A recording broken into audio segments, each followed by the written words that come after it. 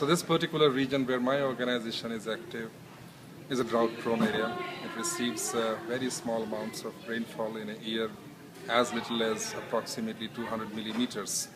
So it's chronically impacted by droughts, by food insecurity, and by water insecurity.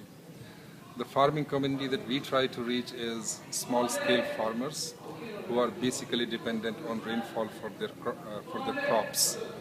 And they struggle all the time with the limited rainfalls, with the limited seeds and other supplies which are available for themselves. And so the crop production for them is very, very limited. And agriculture remains to be the backbone of the rural economy. So the farming communities that we work with are extremely impoverished, and they lack all those means to grow good crops.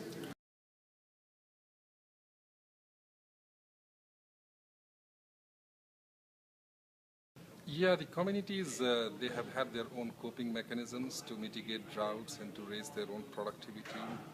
So one of the traditional farming bund system which exists in this area in Rajasthan of India was created, invented by a farming community in the 15th century, and that has been a very successful practice. But a lot of farmers could not get that constructed because it's quite expensive. So over a period of time, GRAVIS, my organization, has worked extensively on reducing the cost of the technology by bringing innovations and by making changes in the construction design so that it is more affordable and more sustainable. So that is one example, and in the interest of time I will not speak about a lot of other technologies which are available. But in a nutshell, there are a number of good practices, traditional pieces of farming knowledge which are available. It's a question of blending that knowledge with scientific knowledge, modern inputs, and make it more affordable and replicable for communities.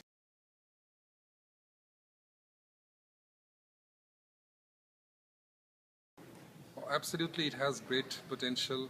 First of all, it's a research program, so there is a good research component which will understand the needs of the farming communities and which will look at what can be done as innovative ways of improving their incomes, their crop productions. So first of all, we are optimistic that new ways would be found out.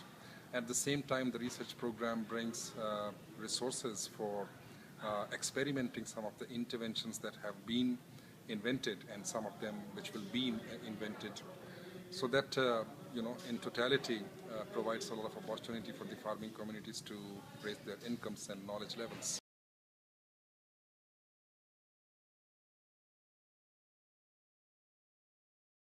Yes, agricultural science has definitely been a dynamic science, and a lot of changes have taken place in the recent years.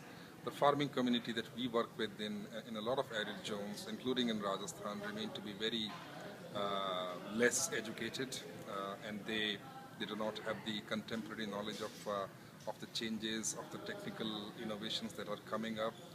A lot needs to be done on educating farmers on cropping systems, on the new types of seeds, seed conservation, also a lot of rainwater harvesting practices which could be quite handy in arid regions.